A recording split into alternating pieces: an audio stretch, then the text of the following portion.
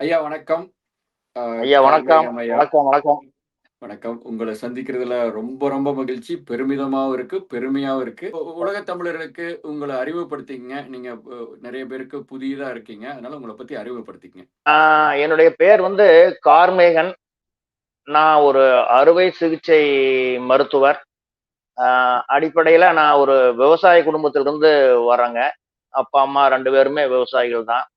ஆ சின்ன வயசுல நாங்கலாம் ஒரு ஊராட்சி ஒன்றிய தொடக்கப் பள்ளியில படிச்சு, அரசினர் உயர்நிலைப் பள்ளியில படிச்சு, அப்புறம் ஸ்காலர்ஷிப் ஸ்கீம் ஒண்ணு இருந்ததுங்க அப்போ. அதுல தேர்வாகி 10வது, 11வதுக்கு ஒரு ஸ்காலர்ஷிப் வாங்கி அதுல படிச்சு, அப்புறம் புகுமுக வகுப்பு திருச்சி செயின்ட் ஜோசப்ஸ் காலேஜ்ல படிச்சு, அப்புறம் தஞ்சை மருத்துவக் கல்லூரியில இளங்கலை மருத்துவம் படிச்சு, அரசினர் ஸ்டான்லி மருத்துவக் கல்லூரியில முதுகலை அறுவை சிகிச்சையில முடிச்சுட்டு, அரசு பணியில வேலை செஞ்சேனுங்க. அப்புறம் ஒரு 2010 டிசம்பர்ல நான் அரசு பணியிலிருந்து விருப்ப ஓய்வுல வெளிய வந்துட்டேனுங்க. இப்போ தனியார் நமக்குன்னு ஒரு சின்ன ஒரு மருத்துவமனை இருக்குது. அந்த மருத்துவமனையில பணிபுரிஞ்சுகிட்டு இருக்கிறேன். எனக்கு 2 மகன்கள். அ என்னுடைய மனைவி இல்லத்தரசி தான். அவங்க குடும்பம், தோட்டம் அது மாரி இதெல்லாம் பார்த்துக்கிட்டு இருக்கிறாங்க. பசங்க மகன்கள் இருவரும் மருத்துவர்கள் தான். 2 பேருமே கோயம்புத்தூர்ல இருக்கிறாங்க. மருமகள் இருவரும் மருத்துவர்கள்ங்க. ஆ அ அவ்வளோதான்னு வச்சுக்கங்களேன். அருமைங்க. அருமை, அருமை. ஆ. அ உங்க பசங்களோட பெயர்கள்? பையனுடைய பேர் வந்துங்க மூத்தவருடைய பேர் வந்து சிபித்தூரன். சின்னவருடைய பேர் வந்து பாரித்தூரன்.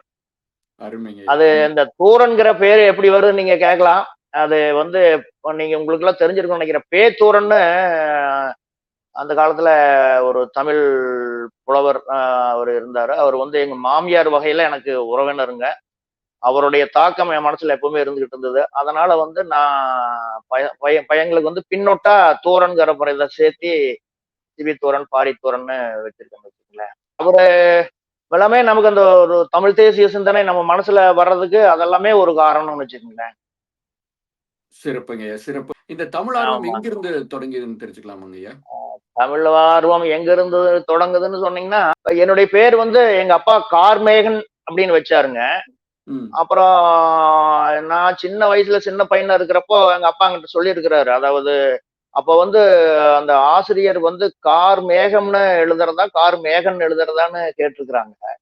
சரிங்க. அப்போ எங்க அப்பாவுக்கு சரியா சொல்ல தெரியல. அப்புறம் தான் ஆசிரியர் சொல்லியிருக்கிறாரு இப்படி, "கார் மேகம் அப்படிங்கிறது வேண்டாம். கார் மேகன்னு வைக்கலாம். ஏன்னா ம்ஹ்ம். மேகம்ங்கிறது வந்து ஒரு அஃறிணை. அதை ம். நம்ம ஒரு உயர்திணைக்கு வந்து அஃறிணை பேர் வேண்டாம்" அப்படின்ட்டு அது அன் விகுதி வர்ற மாதிரி கார் மேகன் அப்படின்னு வச்சு அப்படின்னு சொன்னாங்க. சரி, அப்பவே சரி. அந்த ஒரு தமிழ் சார்ந்த ஒரு உணர்வு நமக்குள்ள வந்திருக்கும்னு நெனைக்கிறேன். ஆமாங்கய்யா. அப்புறம் அவரு பேத்தூரன் புலவர் அவங்களுடைய தாக்கம் மனசுக்குள்ள இருந்துகிட்டே இருந்திருக்குது. அதெல்லாம் ஒரு நீர் பூத்த நெருப்பு மாரி இருந்துகிட்டு இருந்ததுங்க. இந்த சரிங்க. சிந்தனை வந்து 2009ல வெளிய வர ஆரம்பிச்சிடுச்சுன்னு வச்சுக்கங்களேன். அவ்வளவுதான். சிறப்புங்கய்யா, சிறப்புங்கய்யா. நாம் தமிழர்ல நீங்க பயணிப்பது குறித்து எப்ப இருந்து நீங்க நாம் தமிழர்ல பயணிக்கிறீங்க?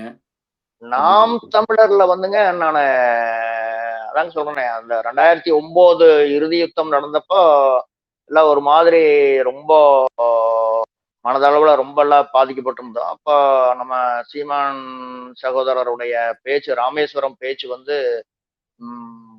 பயங்கர உந்துதலா இருந்தது. அ அப்பவே நமக்கு தமிழ் தேசிய சிந்தனை இருந்துகிட்டு இருந்ததுங்க. அப்புறம் அதிலிருந்து நாம் தமிழர்ல என்னுடைய நண்பர்கள் எல்லாமே நாம் தமிழர்ல இருந்தாங்க. அப்புறம் அதனால அதில பயணிச்சுட்டு இருக்கேன்னு வச்சுக்கங்களேன். அதிலிருந்தே பயணிச்சுட்டு இருக்கேன். நாடாளுமன்ற வேட்பாளரா அண்ணா உங்களை தேர்ந்தெடுத்ததுக்கான காரணம் என்னவா இருக்குன்னு நினைக்கிறீங்க? அ அதாங்க. அதாவது இப்ப எப்படின்னா, நாம் தமிழர் கட்சி பார்த்தீங்கன்னா, ஒரு இளைஞர்களுடைய கட்சி அப்படிங்கிற மாதிரி மட்டும் கட்டமைக்கிறாங்க. ம்ஹ்ம். முதியவர்களுக்கு வந்து இந்த மாரி ஒரு தமிழ் தேசிய சிந்தனை இல்ல. அவங்கலாம் வந்து இந்த கட்சியில ஈடுபாடு இல்லாம இருக்கிறாங்க. அப்படிங்கிற ஒரு ஒரு ஒரு ஒரு ஒரு ஒரு மாய தோற்றம் அது. அது அப்படி ஒரு இத வந்து வெளியெல்லாம் கட்டமைக்கிறாங்க. அப்படி இல்ல. அ சீனியர் சிட்டிசனும் ஆ இந்த தமிழ் தேசிய சிந்தனையில ஈர்க்கப்பட்டு இருக்கிறாங்க. அவங்களும் இதுல ஆர்வமா இருக்கிறாங்க அப்படிங்கிறது வந்து, இப்ப நானு இங்க வந்ததுனால உடைக்கப்படுதுன்னு நெனைக்கிறேன் நானு. உண்மதாங்க ஐயா, உண்மதான். நீங்க நெறைய பேருக்கு வந்து ஒரு முன்னுதாரணமா இருக்க போறீங்க. அஹ் நல்லவங்க யாரும் கை தூக்கி, நான் முன் வந்து நானும் ஈடுபட்டு தலைமையேத்து செய்றேன்னு யாருமே கை தூக்காதனால தான் வந்து, நமக்கு பிடிக்காதவங்க, அயோக்கியர்களும், மொள்ள மாரி ஆமாங்க. முடிச்சு வைக்கையிலும் வந்து அரசியல வந்து நம்ம நாட்ட சீரழிச்சிருக்கிறாங்க. உங்கள மாரி நல்லவர்கள் முன்னாடி வந்து அதாவது தமிழ் நானும் தேசியம் அப்படிங்கிற ஒரு கோட்பாடு வந்துங்க மிக புனிதமானது. ம். அடிப்படையில வந்து அது ஒரு புனிதமானது. அதாவது தமிழனா பிறந்த ஒவ்வொரு தமிழனுக்கும் அது வந்து ஒரு பிறவி கடன் அப்படின்னு தான் நான் நினைக்கிறேன்னு வச்சுங்களேன். அது வந்து ஒவ்வொருத்தருக்கும் ஒரு தமிழனா இருக்கிற ஒவ்வொருத்தருக்கும் இது கடமை. ஏன்னா, நம்ம சுத்தியும் எதிரிகளாவே இருக்கிறாங்க. இங்க திராவிடம், அங்க இந்தியம், அங்க பார்ப்பனியம் அப்படி ஒரு மாரி பார்த்தீங்கன்னா, என்னன்னு தெரியலைங்க. இங்க இந்தியாவுல வந்து எத்தனையோ தேசிய இனங்கள் வாழுது. ஆனாலும் எல்லாத்துக்குமே வந்து தமிழ் இனத்த மேல மட்டும் ஒரு ஒரு ஒரு ஒரு இனம் தெரியாத ஒரு ஒரு பொறாமை, ஒரு ஒரு வன்மம். அது ஏன்னு தெரியல. அது வந்து ஏன்னா, அது இருக்கலாம்னு நினைக்கிறேன். ஏன்னா நம்ம இனம் வந்து அப்பேற்பட்ட இனம். அவரு நம்ம அண்ணன் சொல்ற மாரிங்க, ரொம்ப தொன்மையான இனம். ஆ ரொம்ப பெருமை மிக்க இனம். அவரு சொல்லுவாரு இல்லைங்களா? எல்லாரும் தமிழனா இருக்கிறதுல வந்து நீங்க காலர் தூக்கி விட்டுக்கலாம். அப்பேற்பட்ட இனம்டா இது. அப்படிங்கிற மாரி சொல்லுவாரு இல்லைங்களா? அதனால அதனாலயே என்னமோ தெரியல, எல்லாருக்குமே தமிழர கண்டா அப்படி ஒரு வன்மம். இது ஆமாங்க. மிக சரிங்கய்யா. ஏன்னா இந்தியம் வந்து தமிழினத்த வந்து ரொம்ப எதிர்ப்பா நினைக்குது. ஏன்னா அவங்க வந்து சமஸ்கிருதத்த வளர்த்தணும்னு நினைக்கிறாங்க. அதுக்கு ஆமாங்க. முக்கிய தடையா இருக்கிறது வந்து நம்ம தமிழ். நம்ம தமிழர். ஆமா. பாருங்களேன், தமிழ் இப்போ தான் பழமையான நேத்து தான் மொழி. ஒரு காணொளி பார்த்தேன்.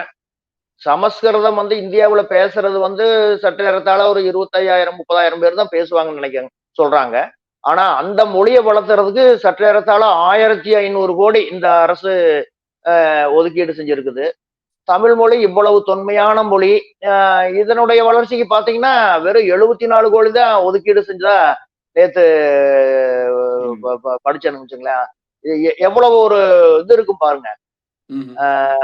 அப்ப சொல்றாங்க, எங்க போனாலும் அவரு பிரதமர் சொல்றாரு, தமிழ் வந்து நம்ம இந்தியாவுல இருக்கிறதுல இந்தியாவுக்கு பெருமை. அப்படி இப்படின்ட்டு எங்க போனாலும் திருக்குறள்ல பேசுறாரு, அது பண்றாரு, இது பண்றாரு. ஆனா, தமிழ் மொழியினுடைய வளர்ச்சிக்கு என்ன செய்றாங்கங்க? ஆமாங்க. ஒண்ணும் பங்களிப்பே கிடையாது. நீங்கலாம் வர்றப்ப அதெல்லாம் மாறுங்கய்யா. நீங்கலாம் வந்துலாம் நாடாளுமன்றத்துக்கு போறப்ப தமிழ் அங்க ஒலிக்கும். இப்ப நீங்க ஒன்றியம் பத்தி சொன்னீங்க. ஒன்றியம் எப்படி வந்து நம்ம மாநில உரிமைகள கொள்ளையடிக்குது, மாநில உரிமைகள மறுக்குது அப்படிங்கிறத பத்தி கொஞ்சம் சொல்றீங்களாங்கய்யா? இப்ப இந்தியம்ங்கிறது வந்து ஒரு ஒன்றியம். இப்ப உங்க அமெரிக்கா வந்து ஒரு ஃபெடரல் கண்ட்ரி மாரி, இப்போ இந்தியம்ங்கிறது ஒன்றியம். பல தேசிய இனங்கள் வாழ்ற ஒரு நிலப்பரப்பு, ஒரு நாடு. இந்த நாடு வந்து பல நாடுகளை உள்ளடக்கிய ஒரு பகுதி. துணைக்கண்டம். ஆக்சுவலா இந்தியாங்கிறது ஒரு துணைக்கண்டம் சொல்றாங்க. அப்படி ம். துணைக்கண்டத்துல வந்து பல நாடுகள் இருக்குது. அதுல வந்து பல தேசிய இனங்கள் வாழுது. இந்த அதாவது முதல்ல மக்கள் வந்து தேசிய இனம் அப்படின்னா என்னன்னு கொஞ்சம் ஒரு கோட்பாடு தெரிஞ்சுக்கணும்னு நினைக்கிறேங்க. அதாவது அந்த காலத்துல வந்து மனிதன் வந்து விலங்கோட விலங்கா காட்டுல வாழ்றான். அப்புறம் அப்ப வந்து அவனுக்கு உணவு வந்து மாமிச உணவு. அப்புறம் அதிலிருந்து தாவர உணவுக்கு வர்றான். தாவர உணவ தானே தயாரிக்கிறதுக்கு பயிரிட ஆரம்பிக்கிறான். அதனால நாகரிகம் வந்து ஆற்றோரங்கள்ல நீர் வரத்து இருக்கிற இடத்துல நாகரிகங்கள் வளருது. அப்புறம் மொழி உருவாகுது. மொழி உருவான உடனே அப்புறம் ஓய்வு நேரத்துல இசை அந்த மாதிரி இதெல்லாம் உருவாகுது. அப்புறம் அவனுக்குன்னு ஒரு வாழ்வியல் கோட்பாடுகள் உருவாகுது. அவனுக்குன்னு ஒரு ஒரு உணவு பழக்கவழக்கம், உடை அது எல்லாத்துலயுமே ஒரு தனித்தன்மை இருக்குது. ஸோ அந்த மாரி ஒரு ஒரு ஒரு குறிப்பிட்ட ஒரு மொழியை பேசிக்கொண்டு, குறிப்பிட்ட கலை, பண்பாடு அது மாரி இருக்கிறத வைத்துக்கொண்டு, தனக்குன்னு ஒரு அடையாளத்தோடு ஒரு குறிப்பிட்ட நிலப்பகுதியில் வாழ்கிற ஒரு மனித கூட்டத்துக்கு தான் இனம். அந்த இனத்துக்கு தேசிய இனம்னு சொல்றாங்க. ஐக்கிய நாடுகள் சபையினுடைய அ கோட்பாடு வரையறைப்படி பார்த்தீங்கன்னா, ஒரு ஒரு ஒரு தேசிய இனம் தனக்கான அரசாங்கத்தை அமைத்துக் கொள்ள உரிமை உண்டு அப்படின்னு சொல்றாங்க. அப்படி பார்த்தா, இந்தியாவுல வந்து பல தேசிய இனங்கள் வாழுது. பல தேசிய இனங்களும் தங்களுக்கான அரசாங்கங்களை அமைத்துக் கொள்ள உரிமை உண்டுன்னு சொல்றாங்க. உரிமை உண்டுன்னு தானே ஆகுது.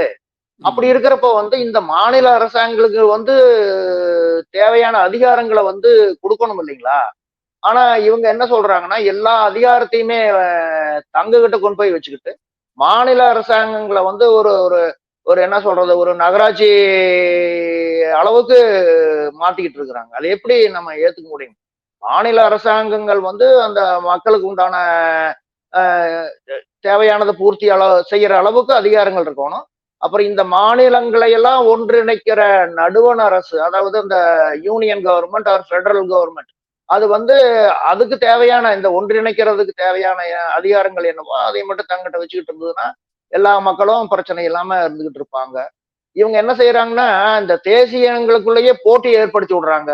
ஒரு ம். ஒரு ஒரு விரோதத்தை இப்ப பாத்தீங்கன்னா, இப்ப நம்ம தமிழ்நாடு வந்து இருக்குது. இப்போ கர்நாடகா இருக்குது. காவிரி நீர் வந்து நமக்கு கர்நாடகாவுல இருந்து தமிழ்நாட்டுக்கு வர வேண்டி இருக்குது. இவங்க என்ன செய்யறாங்கன்னா, நினைச்சா அந்த பிரச்சனையை ஈஸியா தீர்த்து வைக்கலாம். ஆனா இவங்க வந்து அதை செய்யறது இல்ல. ம். மாநில மாநிலங்களுக்கு இடையில் இருக்கிற பிணக்குகள் வந்து அப்படியே இருக்கவே செய்யறாங்க. இப்ப வச்சிருக்கிறாங்க. எந்த பிணக்கும் வந்து சரியாகிறதுக்கு விட மாட்டேங்கிறாங்க.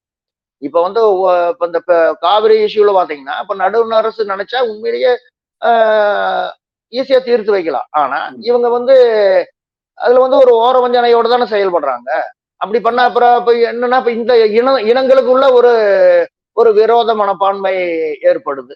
இப்ப இந்த தேசிய இனங்கள் எல்லாம் ஒன்றிணைஞ்சிருச்சுன்னா இவங்களுக்கு இடைஞ்சலா போயிரும் அப்படிங்கிற மாதிரி நினைக்கிறாங்க போல இருக்கு.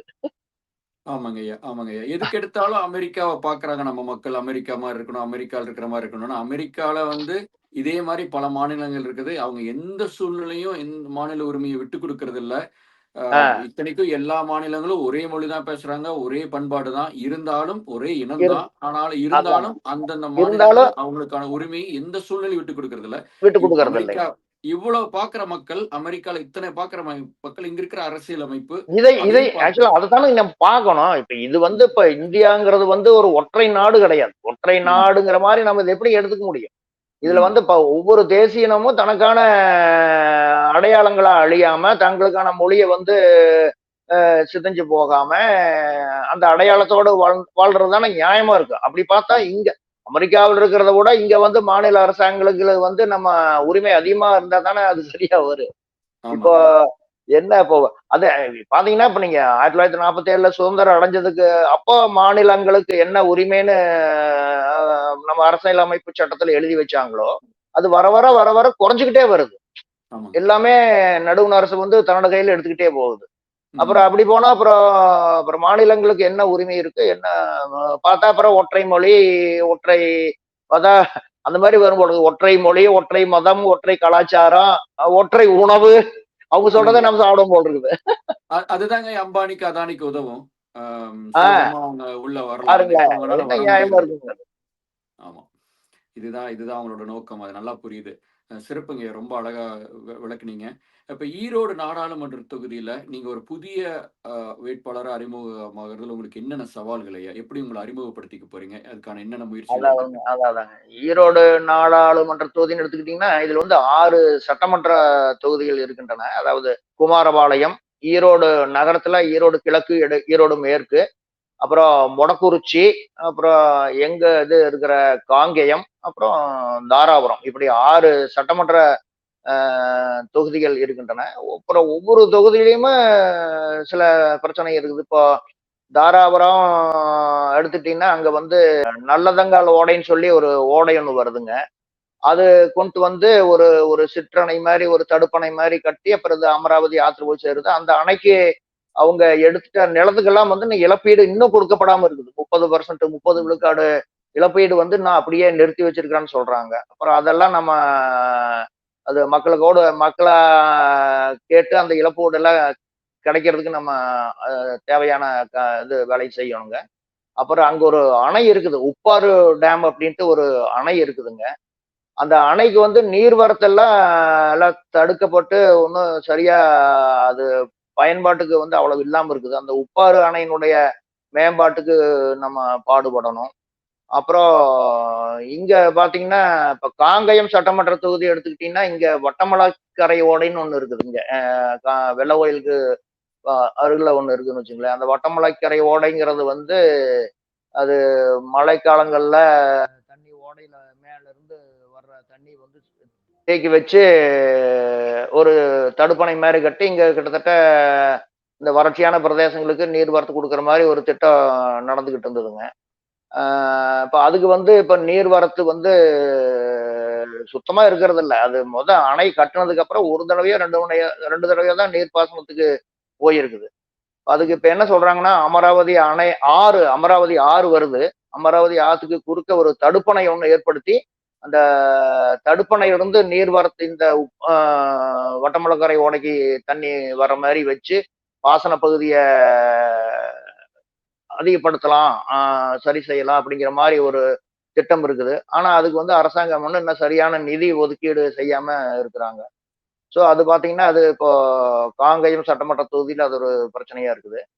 அப்புறம் தென்னை வந்து நெறைய இருக்குதுங்க. இப்ப விவசாய பணி பார்த்தீங்கன்னா, ஆள் அதிகமா கிடைக்கிறதே இல்ல. அதனால என்ன பண்றாங்கன்னா, எல்லாருமே முதல்ல அந்த ஒரு 3 மாசம், 6 மாசம் வர்ற மாரி பயிர்கள் இருந்தா எல்லாம் வெளிய வந்து பேசாம மரத்த வச்சு விட்டுறலாம் அப்படிங்கிற மாரி ஒரு கோட்பாட்டுக்கு வந்து எல்லாம் இப்ப எங்க பார்த்தாலும் தென்னை நெறைய வந்துடுச்சுங்க. ஸோ ஓ! இப்ப தென்னை நெறைய வந்ததுக்கு பிற்பாடு என்னாச்சுன்னா, அந்த தேங்காய்க்கு வந்து சரியான விலை கிடைக்கிறதில்ல. ஆமா. காரணம் என்னன்னு கேட்டீங்கன்னா, தேங்காய் எண்ணெய் வந்து இப்போ வெளிநாட்டுல இருந்து இந்த பாம் ஆயில் இறக்குமதி பண்றாங்க.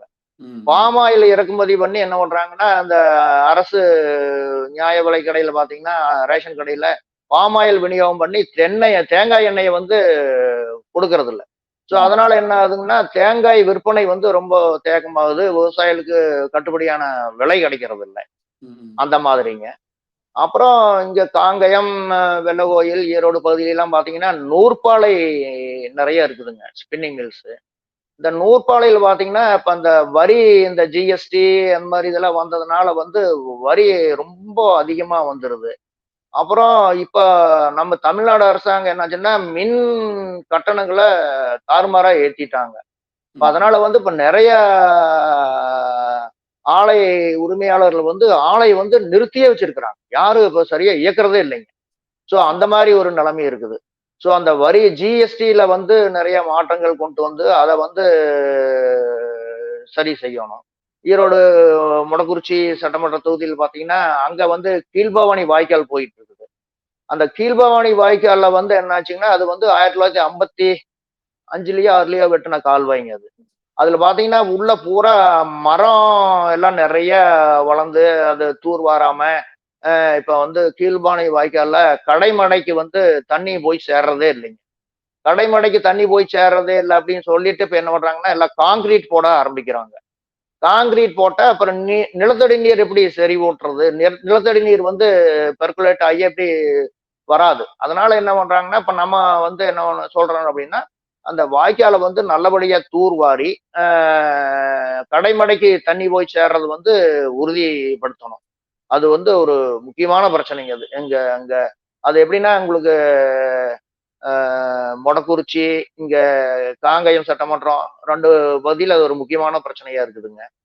அப்புறம் குமாரபாளையம் பகுதியில பார்த்தீங்கன்னா, அங்க அந்த விசைத்தறிகள் நெறைய இருக்குது. அதுக்கும் அதே மாரி ஆள் பற்றாக்குறை எல்லாம் இருந்துகிட்டு இருக்குது. அதையும் நம்ம சரி செய்யணும். அப்புறம் இது எல்லாத்த விட முக்கியமான ஒரு அடிப்படை பிரச்சனை என்னன்னா, எங்க இந்த மேற்கு பகுதியில தான் வந்து வடக்கிந்தியர்களுடைய என்னமோ ஒரு போர் போர் நடக்கிறதுக்கு போர் வீரர்கள் வர்ற மாரி வடக்கிந்தியர் உள்ள வந்து குவிஞ்சுகிட்டு இருக்கிறாங்க. அதுக்கு காரணம் என்னன்னா, இங்க உள்ள நம்ம மக்கள் வந்து உழைப்பிலிருந்து அப்புறப்படுத்தப்பட்டு விட்டார்கள். காரணம் என்னன்னா, சாராயம். சாராயம், அப்புறம் இலவசம் இந்த மாரி குடுத்து மக்கள வந்து உழைக்கும் மக்கள உழைப்பிலிருந்து அப்புறப்படுத்திட்டாங்க. அதனால என்னாச்சுன்னா, நம்ம மக்கள் வந்து சரியான அளவுக்கு உழைப்புல பங்கேற்கிறது இல்ல. ஸோ அதனால பார்த்தீங்கன்னா, வடக்கிந்தியர்களுடைய தேவை இங்க இருக்கிற ஆலை உரிமையாளர்களுக்கு ஈவன் விவசாய பணிக்கே இப்போ வந்து நம்ம மக்கள் இல்லாம வடக்கிந்திய மக்கள சார்ந்து இருக்க வேண்டிய ஒரு நிலைமை இருக்குது. இது போற போக்குல பார்த்தோம்னா, அது என்ன ஆகும்னே எனக்கு தெரியல. நெனச்சா பயமா இருக்குதுங்க. இது வந்து அ திட்டமிட்டு இது நடக்குதா? அந்த மாரி வடக்கிந்தியர்கள் இங்க குடியேற்றம் பண்றது வந்து உண்மையிலேயே திட்டமிட்டு செய்றாங்களா? இங்க இருக்கிற மக்களுடைய விகிதாச்சார தமிழர்கள், வடக்கிந்தியர்கள்ங்கிற அந்த புரொப்போர்ஷன மாத்துறாங்களா? அப்படின்னே தெரிய மாட்டேங்குது. ஒரு இது பார்த்தீங்கன்னா, போன நாடாளுமன்ற தேர்தல்ல தாங்க, அவங்க கோயம்புத்தூர்ல வந்து உத்தரப்பிரதேசத்துல இருந்து யோகி ஆதித்யநாத் வந்து இங்க தேர்தல் பிரச்சாரம் பண்றாரு.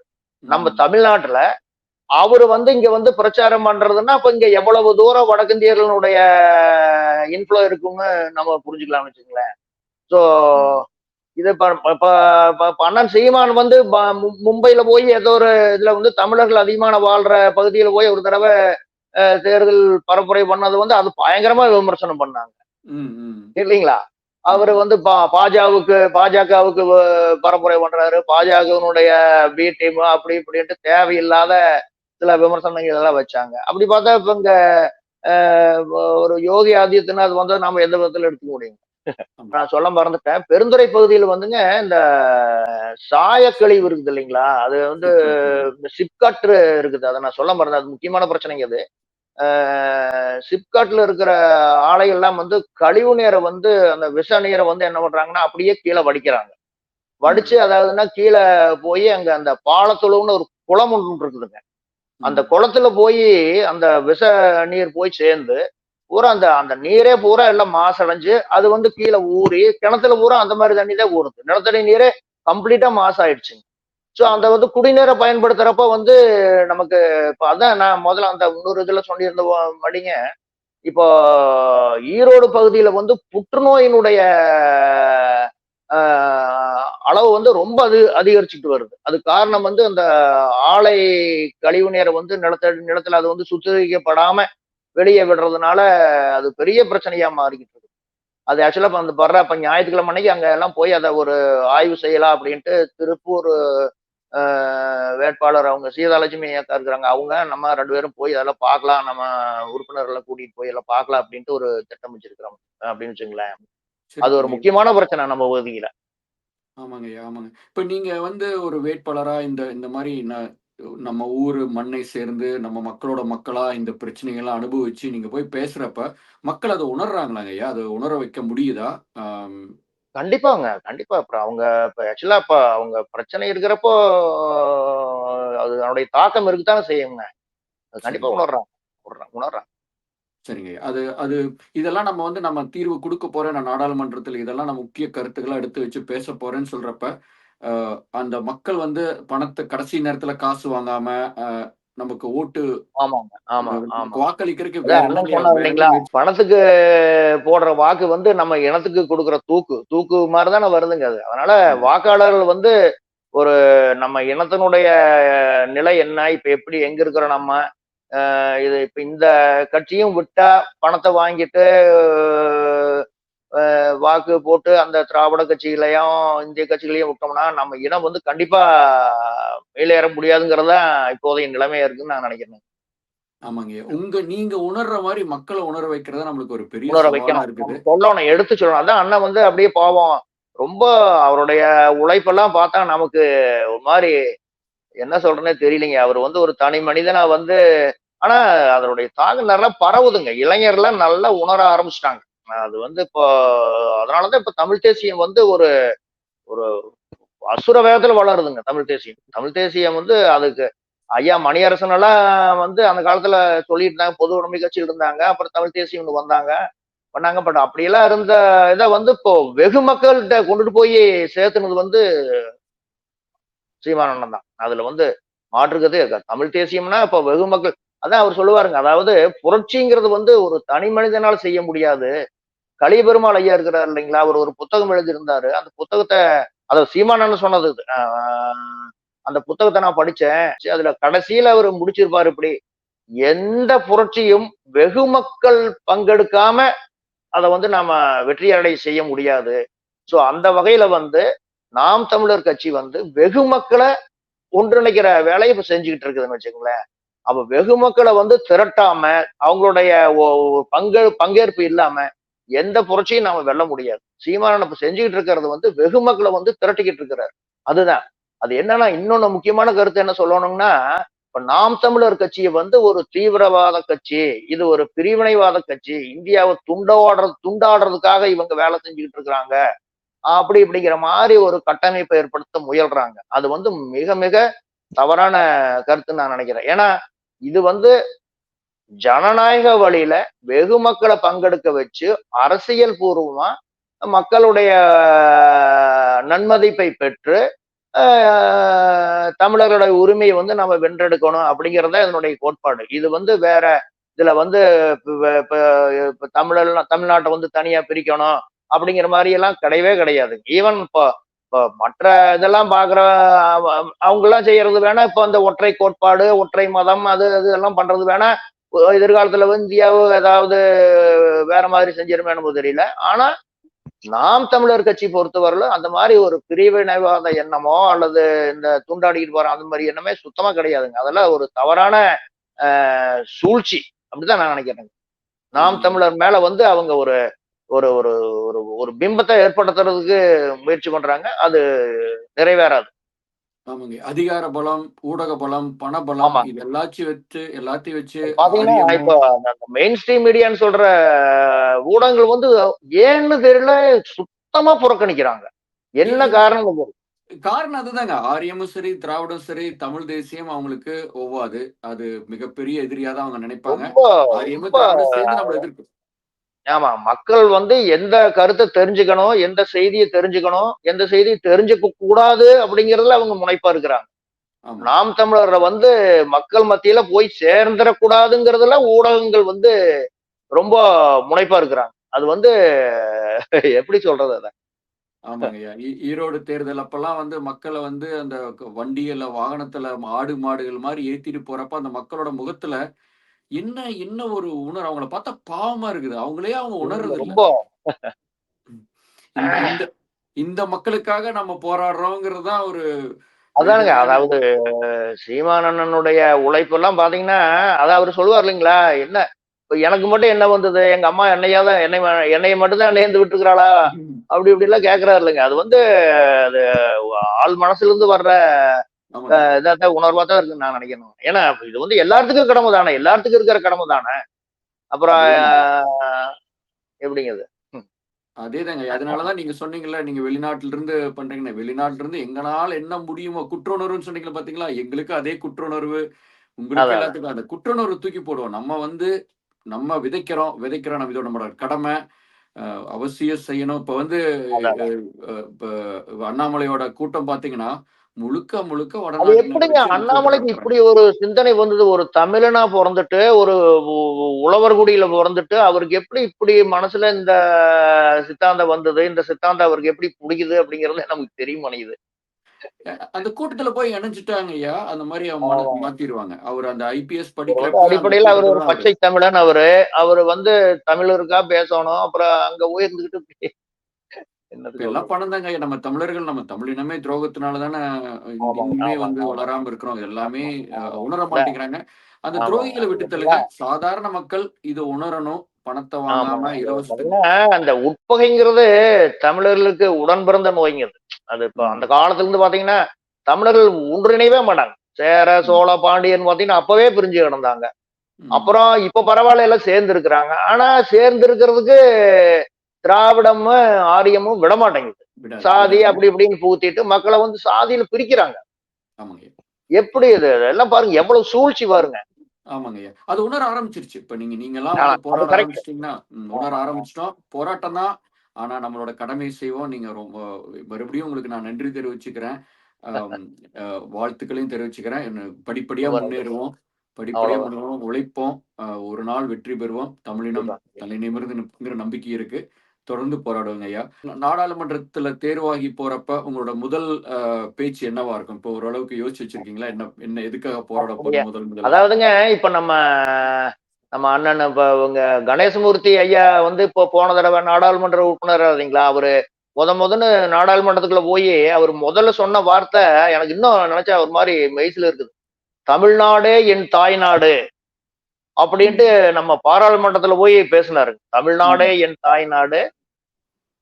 தாய்நாட்டின் உரிமைகளை பேணுவோம். பேண வேண்டும்." அப்படிங்கிற இத வந்து சொல்லிட்டு தான் அவரு வந்து தன்னுடைய பேச்சையே ஆரம்பிச்சாருங்க. போன தடவ. அந்த மாரி நம்ம வந்து இனத்தினுடைய உரிமைகள வந்து நம்ம மொழி, இனம், அதனுடைய உரிமைகள வந்து நம்ம கண்டிப்பா அ பேணுவோம். அது வந்து அடிப்படையில அதுதான் நம்ம மனசுல இருக்கிற எண்ணம் வச்சுக்கங்க. சிறப்புங்கய்யா. இப்போ புதிய வேட்பாளரா நிக்கிற அனுபவம், இப்ப நீங்க களத்துல இறங்கி வேலை செய்ற அனுபவம், எப்படி இருக்குங்க? எப்படி உணர்றீங்க? அதாவதுங்க எனக்கு மெய்சில் இருக்க வைக்குது. நம்ம தம்பிகளுடைய ஈடுபாடு உண்மையிலேயே எப்படி இப்படி ஒரு ஈடுபாட்டோட உழைக்கிறாங்க. அவங்க சொந்த வீட்டு கல்யாணத்துக்கு வேலை செய்யற மாதிரி வேலை செய்யறாங்க. ம். நினைச்சா நமக்கு ஒரு மாரி எனக்கு பெரிய அதாவது நம்பவே முடியல. இப்படியும் கூட ஒரு ஈடுபாடு, உணர்வு இருக்குமா? இன உணர்வு இருக்குமான்னு நமக்கு தெரியலைங்க. 6 தொகுதியிலயுமே நம்ம பசங்க ஒர்க் பண்றது பாத்தீங்கன்னா, உண்மையிலேயே நம்ப முடியல. அவங்க வீட்ல அவங்க வீட்டு கல்யாணத்துக்கு வந்து ஒருத்தர் எப்படி எப்படி வேலை செஞ்சு தயார் பண்ணுவாங்களோ, அந்த மாரி பணி புரிஞ்சுகிட்டு இருக்கிறாங்க. இது பாக்குறப்போ எனக்கு வந்து ரொம்ப ஒரு மாரி என்ன சொல்றது? ரொம்ப பெருமிதமா இருக்குது. இ இத பார்த்தாலே நம்ம வந்து இந்த இனத்துக்கு வந்து நம்ம வேலை செய்யணும், உழைக்கணும் அப்படிங்கிற மாரி உணர்வு வருதுன்னு வச்சுக்கங்களேன். எல்லாரும் அவ்வளவு இரவு பகல்னு இல்லாம எல்லாம் போய் அந்த அந்த இதெல்லாம் அந்த நோட்டீஸ் ஒட்டுறது, மக்கள்ட்ட கொண்டு போய் சேர்க்கறது, அந்த மாரி பணியில வந்து ரொம்ப தீவிரமா இருக்கு. எந்த விதமான ஒரு வேறுபாடும் இல்ல. ஏன்னா அதாவது சாதி, மதம் அப்படின்லாம் கிடையாது. எல்லா ப அ இது இருந்து வர்றவங்களும் எல்லாம் ஒண்ணா சேர்ந்து அந்த மாதிரி ஒர்க் பண்ணிட்டு இருக்கிறாங்க. இப்ப வேலை செஞ்சுட்டு இருக்கிறாங்கன்னு வச்சுக்கங்களேன். அது பார்க்கிறப்போ நமக்கே இன்னும் உந்துதல் அதிகமாகுது. நம்ம சிறப்புங்க. அவங்களுக்கு உந்துதலா இருக்கோம்னு நினைக்கிறத விட அவங்க நம்மளுக்கு உந்துதலா இருக்கிறாங்க. அந்த அளவுக்கு இருக்கிறாங்க. ஆமாங்கய்யா. நானும் ஈரோடு தொகுதிய சேர்ந்தவன் தான். நானும் மொடக்குறிச்சி தான். ஓ! நானும் ரொம்ப நாளா மிக எதிர்பார்த்துட்டு இருந்தேன். யாரு நம்மளோட ஈரோடு வேட்பாளரா இருக்க போறாங்க அப்படின்னு. உங்கள மகிழ்ச்சி, அறிவிச்சதுக்கு மகிழ்ச்சி. அப்புறம், அத அறிவிச்ச விதம் அதெல்லாம் வந்து ஒரு மிகப்பெரிய எழுச்சிய தந்துருச்சுங்க. ஏன்னா, அ பார்க்கலாங்க. நீங்க சொன்ன மாரி நம்மனால ஆன ஒரு ஒரு பங்கேற்பு நம்ம தமிழ் தேசியத்த வந்து இப்ப அண்ணன் அண்ணன் சொல்ற மாரி இது வந்து ஒவ்வொருத்தருடைய கடமை. தமிழ் ஆமாங்க. தேசியத்த வளர்த்த வேண்டியது, பங்கேற்க வேண்டியது, அத வளர்த்த வேண்டியது வந்து ஒவ்வொருத்தருடைய கடமை. அந்த விதத்துல நாம செயல்படுவோம். அப்புறம் இன்னொன்னு என்னங்கன்னா, இப்ப இந்த நாம் தமிழர் கட்சிங்கிறது வந்து நான் சொல்ல மறந்துட்டேன். முதல்ல வந்து இது வந்து இப்ப அண்ணன் சொன்ன மாரி இது வந்து சீபா ஆதித்தனார் அவங்க ஏற்படுத்தின கட்சி. ஆ அந்த சீபா ஆதித்தனாருடைய தளபதி மாரி இருந்தவர் வந்து அருட்கோ ஐயா. ம். நீங்க அருட்கோ ஐயா அவனுடைய காணொளி எல்லாம் பாருங்க. பார்த்துருக்கேங்கய்யா, பார்த்துருக்கேன். அவ்வளவு அருட்கோ அவருடைய காணொளியெல்லாம் நம்ம தமிழர்கள் வந்து ஒவ்வொருத்தரும் பார்க்கணும். அருட்கோ ஐயாவுடைய காணொளி, நம்ம மணியரசன் ஐயாவுடைய காணொளி, இதெல்லாம் பார்க்கணுங்க. பார்த்தா தான் நம்மள வந்து இந்த உள்ள இருக்கிற தமிழ் உணர்வு வந்து இன்னும் பட்டை தட்டப்படும்னு நான் நினைக்கிறேன். உறுதியாங்கய்யா, இதெல்லாம் உறுதியா சொன்னீங்க. பார்த்து தமிழ் உணர்வை வளர்த்துக்கணும். ஈடுபாடு இன்னும் அதிகமாகணும். தமிழ் இனத்தினுடைய மேன்மைக்கு நம்ம மேன்மைக்கு, உரிமைக்கு நம்ம வந்து நம்ம நம்மை நாமே ஆட்படுத்திக் கொள்ள வேண்டும். அப்படிதான் நான் நினைக்கிறேன். சிறப்புங்கய்யா, சிறப்புங்கய்யா. இப்ப உலகத் தமிழர்களுக்காக நீங்க என்ன சொல்ல விரும்புறீங்க? இறுதியா. எங்க வாழ்ந்தாலும் நம்ம மொழி, இன உணர்வு அத அது அது கண்டிப்பா கைவிட மாட்டாங்கன்னு நினைக்கிறேன். ஆக்சுவலா என்ன சொல்றது? நம்ம பிரிவு தான அன்ப அதிகப்படுத்துங்க. ஆமாங்க. இப்போ இப்போ உங்களுக்கெல்லாம் இருக்கிற தமிழ் உணர்வு, இங்க இருக்கிற தமிழ்நாட்டு மக்களுக்கு இல்லையோ! அப்படிங்கிற மாரி எங்களுக்கு ஒரு சந்தேகம் வருது. ஏன்னா, இப்ப ஆமா. வெளிய போறப்ப தான் நம்மளுடைய அந்த என்ன சொல்றது? தூரமா போக அது மேல ஒரு பற்று அதிகமாகுது. ம். சோ என்ன இப்ப இப்ப வெளிநாட்டுல இருக்கிற தமிழர்கள் உண்மையிலேயே சிறப்பா தான் வேலை செஞ்சுட்டு இருக்கிறாங்க. அப்படிதான் நான் நினைக்கிறேன் நான்.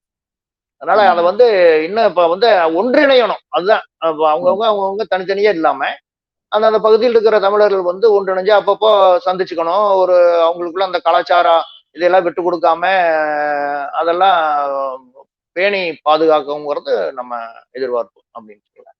உறுதிங்கய்யா. உறுதியா உறுதியா செய்வோம்.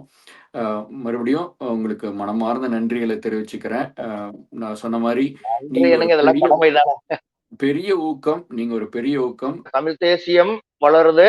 நாம் தமிழர் கட்சியில் இருக்கிற இளைஞர்கள் வந்து உண்மையிலேயே ரொம்ப சிறப்பானவங்க. ஒழுக்கம், ஈடுபாடு அதெல்லாம் ரொம்ப தே ஆர் ஆல் குட். கூட்டம் நடந்ததுன்னா எந்த கூட்டமா இருந்தாலும் பார்த்தீங்கன்னா, எவ்வளவு சிறப்பா இருக்குதுங்க. அ ஆமா. ஒரு மது இதெல்லாம் கிடையாது. இப்போ கூட்டம் முடிஞ்சோனே அந்த இருக்கைகள எல்லாம் எடுத்து ஒழுங்கா அடுக்கி வச்சுட்டு, அந்த தண்ணி போத்தல்லாம் இருந்ததுன்னா, அதெல்லாம் எடுத்து அந்த குப்பை கூடையில போட்டு, அந்த இடத்துல வந்து ஒரு இவ்வளவு பெரிய மாநாடு நடந்துதா அப்படிங்கிற மாரி எந்த அடையாளமும் இல்லாத மாதிரி அவ்வளவு சுத்தப்படுத்திட்டு தானே இடத்த காலி பண்றாங்க. அதெல்லாம் வேற ஆமாங்க. எந்த கட்சியில இருக்குது? எதுலயுமே இல்லைங்க. எதுலயுமே இல்ல. இது அதான் ஒரு மாற்றம், அற்புதமான மாற்றம், ஒரு மாற்றம், மாற்றம் சொல்றது வந்து எல்லாத்துலயும் மாற்றம். அதான் ஆமாங்க. இத பார்த்தாலே இவங்க வந்து உண்மையிலேயே மாற்றத்த கொண்டு வருவாங்க அப்படிங்கிற மாரி ஒரு மக்கள்கிட்ட நம்பிக்கை ஏற்படுது. ஆமாங்க. அது அந்த ஊடக வலிமை, ஊடக பின்புலம் இல்லாததுனால, இந்த மெயின் ஆக்சுவலா ஸ்ட்ரீம் ஊடகங்கள் வந்து மீடியாங்கிறாங்க. இதையெல்லாம் காட்டணுங்க. இப்படி ஒரு அரசியல் கட்சி இங்க இருக்குது. அ ஆமாங்கய்யா. அத காட்டாம ஒரு மற்ற வேற மாரி அரசியல் ஒரு கட்சி பிம்பத்த வந்து பொதுக்கூட்டம் நடந்த உடனே இப்படி இருக்குது. இந்த நம்ம நாம் தமிழர் கட்சியினுடைய கூட்டம் நடந்து முடிஞ்ச பிற்பாடு அந்த மைதானம் எப்படி இருக்குது அப்படிங்கறதையெல்லாம் எடுத்து போட்டு காட்டணும்ல. அதெல்லாம் உங்க கடமை தானே. அதுக்கு தானே ஊடகங்கள் இருக்குன்றேன். ஆமாங்கய்யா. அப்புறம் இவங்க வந்து இது சுத்தமா இருட்டடி பண்றாங்க.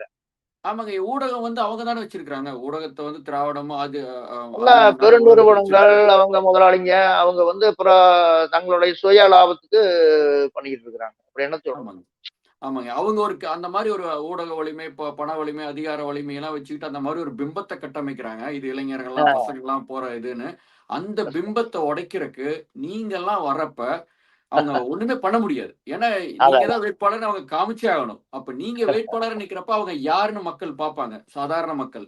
என்னடா இது அதான். ஏதோ WhatsApp பசங்க தான் நடத்திட்டு இருக்கிறதா சொன்னாங்க. இது என்ன இவ்ளோ அறிவார்ந்த ஒரு இவ்ளோ அறிவு பெரும் படிப்பு படிச்சு, பெரும் நல்ல தொழில்ல இருந்து அருமையா இருந்தவர், அமைதியா குடும்பத்த தாங்கொண்டு, குடும்பம் இருந்து வந்து எதுக்கு அரசியல்ல வந்து நிக்கிறாருன்னு அந்த கேள்வி உடனடியா வரும் இல்லைங்களா? நீங்க அந்த மாரி அதான். ஒரு எண்ணத்த உருவாக்குறீங்க. அந்த மாரி ஒரு அந்த அந்த பெர்செப்ஷன் சொல்லுவாங்க இல்லையா? அவங்க கட்டமைத்த அந்த பிம்பத்த வந்து நீங்கலாம் வந்து ஆ, நிக்கிறப்ப, அந்த பிம்பம் அப்படியே சுக்குநூறா உடையுது. ஏன்னா அது தவிர்க்கவே முடியாது. உங்கள பத்தின கண்டிப்பா, கேள்வி கண்டிப்பாங்க. வரும். அது வந்து அ இப்ப இப்ப அதான் இது என்ன சொல்றதுங்களா, ஒரு ஒரு நம்மலாம் ஒரு சிறு நெருப்பு. இப்ப பல சிறு நெருப்புகள் சேர்ந்தது தானே அப்புறம் உங்களுக்கு ஒரு பெருநெருப்பா மாறுது. ஆனா கண்டிப்பா ஆமாங்க. மாறும். மாறுங்கய்யா, மாறும். மாறுங்கய்யா, உறுதியா மாறும். மாறுங்கய்யா. நான் உறுதியா நம்புறேன். நீங்க ஆமா. தமிழ் நீங்க வந்து தேசியம் வந்து இனி தவிர்க்கப்பட முடியாத ஒரு கோட்பாடா மாறிடுச்சுங்க. இது வந்து எல்லாரது மனசுலயும் ஒரு ஒரு தீயா பரவிக்கிட்டு இருக்குது இப்போ. ஒரு தமிழ் தேசியங்கிற சித்தாந்தம் வந்துங்க ரொம்ப அது அது பத்த வச்சாச்சு. இனி அத அணைக்க முடியாது யாருனாலயும். அந்த அணைக்க அளவுக்கு முடியாது. ஆமாங்க. தமிழ் சரி. தேசியம்ங்கிற கோட்பாடு வந்து ரொம்ப எல்லாம் யார பார்த்தாலும் தமிழ் தேசியம் தானே பேசுறாங்க இப்போ. அதனால தானே இவங்கலாம் நடுங்குறாங்க. திராவிடம் வந்து நடுங்குறதுக்கு காரணமே அதானே. சிறப்புங்கய்யா, சிறப்புங்கய்யா. நாங்க இங்க அங்க இங்கிருந்து பார்க்க முடியல. உங்க உங்க மூலியமா அத கேட்கறது எங்களுக்கு ரொம்ப மனசுக்கு மகிழ்ச்சிய தருது. உங்களுக்கு நல்ல வரவேற்பு இருக்குது. நீங்க வந்து இது ஒரு முன்னெடுத்து செய்றீங்க அப்படிங்கிறதுக்கு நாங்க எங்கனால அ நாங்க மனமார்ந்த நன்றிகள மீண்டும் தெரிவிச்சுக்கிறோம். அ எங்களுக்காக இந்த நேரத்தை ஒதுக்கினதுக்கு நன்றி. எங்களால முடிஞ்ச அளவு உங்கள பற்றியும், அ உங்களோட தியாகங்களையும், உங்களோட அர்ப்பணிப்பையும் நாங்க எடுத்து சொல்லுவோம் மக்களுக்கு. அ இப்படி ஒரு மறுபடியும் வாய்ப்ப குடுத்து எங்கள மக்கள்கிட்ட கொண்டு போய் சேர்த்துற உங்களுக்கு தான் நாங்க நன்றி சொல்லணும். நீங்க அ எங்களுக்கு நன்றி இ சொல்ல முடியாது. இது எங்களோட கடமைங்க. எங்களால முடிஞ்சது. எங்களோட கடமை. ஏன்னா மறுபடியும் நாங்க என்னதான் பண்ணாலும் இப்ப நீங்க ஒரு ஊடகத்துல காட்டுனீங்கன்னா எங்களுக்கு அதோட வீச்சு இன்னும் அதிகமாகுதுல்லங்க. பல பேர்கிட்ட நாங்க போய் சேருவோம். அந்த மாரி. ஆமாங்கய்யா, ஆமாங்கய்யா. நம்மளுக்கு இந்த ஊடகம் தான் இருக்கு. YouTube மாரி அதான். சமூக நமக்கு வலைதளங்கள் இருக்கிறது தான். இதுதான். இத வச்சுட்டு தான் நம்ம மக்கள சந்திக்கணும். மக்கள்கிட்ட போய் சேரணும். ஏன்னா பெரு ஆமாங்கய்யா. ஊடகங்கள் வந்து காட்சி ஊடகங்கள் நம்மள சுத்தமா காட்ட மாட்டேங்கிறாங்க. முழுமையா தவிர்க்கிறாங்க. ஆனா ஆமா. சமீபத்தில வந்த குமுதம் ரிப்போர்ட்டர் அவங்களோட கருத்து கணிப்பு ஆ ஆமா, ரொம்ப ஆமா, நம்பிக்கை தருது. ஆமா, ரொம்ப ஆமா. நம்பிக்கை தருது. அது கண்டிப்பா, கண்டிப்பா. கருத்து கணிப்பே பாருங்க, அந்த அளவுக்கு வரப்ப பாருங்களேன் இந்த நம்ம இப்ப இன்னொரு தொலைக்காட்சி வந்து வேணும்னே பண்றாங்க. ஆமாங்க. அந்த ஒரு பெரிய தொலைக்காட்சிக்காரங்க அவங்க வந்து என்னமோ நாம் தமிழர் வந்து கீழ கிடக்குற மாரியும், பாஜக வந்து 18% 19 எனக்கு என்னன்னா பயமா இருக்குதுங்க. ஏன்னா, பின்னாடி வர்ற ஒரு பெரிய இதுக்கு வந்து இது ஒரு எச்சரிக்கையோ என்னமோன்னு ஏன்னா, வாக்கு இயந்திரம் பூரா அவங்க கையில இருக்குது. அ ஆமாங்க. இது காட்டா நாளைக்கு ஏதாவது பெருசா ஒரு இத பண்ணிட்டு, பாருங்க முதல்லயே புதிய தலைமுறையில வந்த வாக்கெடுப்பெல்லாம் இந்த மாரி தானே இருந்தது. சோ ஆமா. அப்படிங்கிற மாரி பண்ணுவாங்களோ என்னமோ, அதனுடைய ஒரு முன்னோட்டமோ என்னமோன்னு கூட சந்தேகப்பட வேண்டிய இருக்குன்னு வச்சுக்கங்களேன் இது. சதித்திட்டங்க. சதித்திட்டம் இது. சதி. சதித்திட்டம். இவிஎம்ல வந்து அவங்க இவிஎம் வந்து எலக்ட்ரானிக் வோட்டிங் மெஷின் பயன்படுத்துறாங்க அப்படின்னாங்கன்னா, அந்த அன்னைக்கே நம்ம நீங்க தீர்ப்பு சொல்லிரலாம்ல. அது ஏன் விட மாட்டேங்கிறாங்கன்னே தெரிய மாட்டேங்குதுங்க. அதுதாங்க 1 வாரம், 2 வாரம் ஏன் வச்சிருக்காங்கன்னா, இந்த இங்க மேனிபுலேஷன் பண்ணலாம், அமெரிக்காவுல மேனிபுலேஷன் அவ்வளவு பெரிய நாடு, அவ்வளவு விஞ்ஞானத்துல முன்னேண்டது, அவ்வளவு பணக்கார நாடு. இருந்தாலும் அங்க வந்து வாக்கு இயந்திரம் கிடையாது. அ இங்க வந்து ஏன் வாக்கு நம்ம ஓட்டு பெட்டி வச்சு நடத்த முடியாது? இதுல இல்லைங்கய்யா. ஏதோ இப்ப ஏதோ ஒரு காரணம் இருக்கத்தானே செய்யுதுங்க. ஆமாங்க. கண்டிப்பா. இது முழுக்க முழுக்க மேனிபுலேஷன். It's obvious. ஆ இத மக்கள் உணரணும், போராடணும். நாளைக்கு போராடணும். மக்கள் வந்து தேர்தல் அது அரசியல் கட்சிகள் மட்டும் பண்ணா பத்தாது. வெகு மக்கள் வந்து இத வந்து குரல் கொடுக்கணுங்க. வாக்கு இயந்திரம் வேண்டாம். ஆ எங்கள வந்து பழைய ரொட்டீன் இது வாக்குப்பெட்டி வச்சு நடத்துங்க. அப்படிங்கிற மாரி உடனுக்குடனே மக்கள் வந்து உடனுக்குடனே தீர்ப்பு சொல்லணும். உடனுக்குடனே ஆ ரிசல்ட் வெளிய அது வரணும். எப்படிங்க ஏன்னா அங்க வந்து அவ்வளவு சீக்கிரம் சொல்றாங்க. இங்க வாக்கு இயந்திரத்துல வச்சு தேர்தல் நடத்துறாங்க. அப்புறம் மறுபடியும் 1 மாசம் கொண்டு போய் எல்லாம் தேக்கி வச்சுட்டு மறுபடியும் செய்றாங்க. அப்ப அ அ நடுவுல இங்க என்ன நடக்குது என்னங்கிறது எவ்வளவு அது நாளைக்கு நல்லா போய் நாம அப்படி பார்க்கணுங்கய்யா. கண்காணிச்சுட்டு இங்கேயும் வாக்கு இயந்திரம் தான். இங்க அந்த இயந்திரம் ஆ, தான். ஆனாலும் ஆ, அந்த வாக்கு இயந்திரத்துல நாம அ அ பண்ற எல்லா இப்ப அதுவும் 1 ஓட்டு இருக்காது. நம்ம போய் நின்னோம்னா 15, 20 ஓட்டு நாம போட வேண்டியது இருக்கும். சரிங்களா? அதெல்லாம் போட்டதுக்கு அப்புறம் ஒரு தாள் நமக்கு கையில வரும். நம்ம என்னென்ன ஆஹா. ஓட்டு போட்டோங்கிற தாள் நம்ம கையில வரும். அந்த தாள தான் கொண்டு போய் நம்ம என்ட்ருக்கு போடுறோம். அந்த தாள் எடுத்து நம்ம கியூஆர் கோடு மாரி எடுத்து அந்த தாள உள்ள சொருகுனோனே, அப்பவே நான் அது எண்ண ஆரம்பிச்சுரும். ஓ! பதிவு ஒவ்வொரு ஓட்டு அதான், அதான். போடுறப்ப அது எண்ணிக்கிட்டே ஓகே. இருக்கும். அதனால தான் சாயந்தரம் உடனே உங்களுக்கு முடிவு வந்துருது. இன்கேஸ் நீங்க அதான், இல்ல அதான். எனக்கு இந்த முடிவுல விருப்பம் இல்ல. நான் ஒத்துக்க மாட்டேன். நீங்க ஏமாத்திட்டீங்க அப்படின்னு யாராவது சொன்னா கூட, அந்த தாள்களெல்லாம் எடுத்து எண்ண ஆரம்பிச்சுருவாங்க. ஓ! அவ்வளதான். ரொம்ப அவ்வளவு வெளிப்படையா. ரொம்ப எளிதா பண்ணிறலாங்க. இது ஒண்ணும் பெரிய அதான், அதான். ராக்கெட் சயன்ஸ்ல அதான், அதான். ஒண்ணுமே கிடையாது. இது இது அதான், இதே அதான், அதான். இயந்திரத்த வச்சுக்கங்க. இயந்திரத்த வச்சுக்கங்க. அந்த இயந்திரத்துல நீங்க போய் ஓட்டு போடுறப்பயே ஒரு தாள் வருது இல்லைங்களா கீழ? கண்டிப்பா. அந்த அதான், தாள சரியா அதான் எண்ணணும். விவிபாடு. அந்த தாள அதான், அதான். பத்திரப்படுத்தி எண்ணணும். அவ்வளதான். அது பண்ண மாட்டேங்கிறாங்க. அது வேணும்னே பண்ண கரெக்ட். மாட்டேங்கிறாங்க. அதான், அதாங்க. எல்லாம் நீங்க சொன்ன அந்த விவிபேட் அதுல அந்த தாள் வந்து அத வந்து கணக்குல எடுத்தாங்கன்னா, மேனிபுலேட் பண்ண முடியாது. இவங்க முடியவே அத செய்ய முடியாது. மாட்டேங்கிறாங்க. அது ரொம்ப எளிதா பண்ண முடியும். வேணும்னே பண்ண மாட்டேங்கிறாங்க. பண்ண இதெல்லாம் வந்து மாட்டேங்கிறாங்க. அமெரிக்காவ எல்லாத்துக்கும் பின்பற்றீங்க. இது ஏன் பின்பற்றக்கூடாது? அதே இயந்திரத்த பண்ணுங்க. அந்த தாள எடுத்து வச்சுக்கங்க. முடிவு உடனே சொல்லிருங்க. ஏன்னா, அந்த இயந்திரம் எண்ணிக்கிட்டே இருக்கு. நீங்க ஒவ்வொரு தாளையும் ஒவ்வொருத்தரும் இந்த ஓட்டு தாள குடுக்குறப்ப அது எண்ணிக்கிட்டே இருக்கு. இறுதியில அதான், அதான். ஓட்டு நேரம் 7 மணிக்கு முடியுதுன்னா, 7:10க்கு உங்களுக்கு முடிவு தெரிஞ்சிரும். ரிப்போர்ட் ஏன்னா வந்துருது. அப்படி அதான். யாராவது குழப்பம் தெரிவிச்சாங்க, ஏதாவது இல்ல இது தப்பு அப்படின்னு சொன்னாங்கன்னா, அந்த தாள அப்படியே எடுத்து எண்ண ஆரம்பிச்சுருவாங்க. சிசிடிவி கேமரா எல்லா பக்கம் இருக்கு. அந்த ஆ, கேமரா ஆ. வச்சு கண்ணு முன்னாடி எல்லாம் எண்ண அதான், ஆரம்பிச்சுடுறாங்க.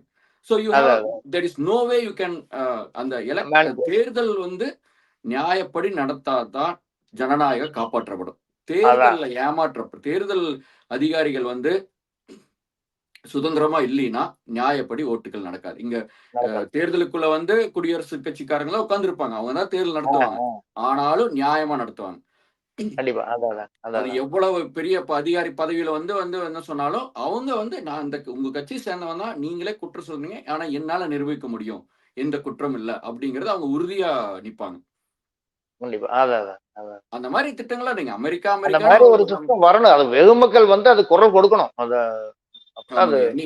நீங்க சிறப்பா சொன்ன இருக்கும். மாதிரி நாங்க அமெரிக்கா, இந்தியா வந்து ஒரு கலந்துரையாடல் மாரி ஏற்பாடு பண்ணி, அது அமெரிக்கால என்னென்ன ஏதாவது நடக்குது மக்கள் மத்தியில செய்யணுங்க. இங்க இருக்கிற அரசியல் கட்டமைப்பு, அங்க இருக்கிற அரசியல் கட்டமைப்பு, இங்க இருக்கிற மாநில அரசாங்கங்கள் அதனுடைய உரிமைகள், அங்க இருக்கிற மாநில அரசாங்கங்கள் அதனுடைய உரிமைகள், அப்படியே ஒரு ஒப்பீடு செஞ்சோம்னா மக்கள் மத்தியில இன்னும் கொஞ்சம் விழிப்புணர்வு வருமோ அப்படின்னு நான் நினைக்கிறேன். உறுதியாங்க. அது உறுதியா பண்றோம். அதான், இந்த அதான். கருத்துக்கு மனமார்ந்த நன்றி. நம்ம உறுதியா நாங்க அதுக்கான முயற்சிகள் எடுக்கிறோம். இது அவசியம் மக்கள போய் சென்றடையணும். சரிங்கய்யா, நாம நிகழ்ச்சிய முடிச்சுக்குவோம். ஆ, மனமார்ந்த நன்றிகள்ங்கய்யா. ரொம்ப நன்றிங்க. மனமார்ந்த நன்றிகள். பார்க்கலாம்.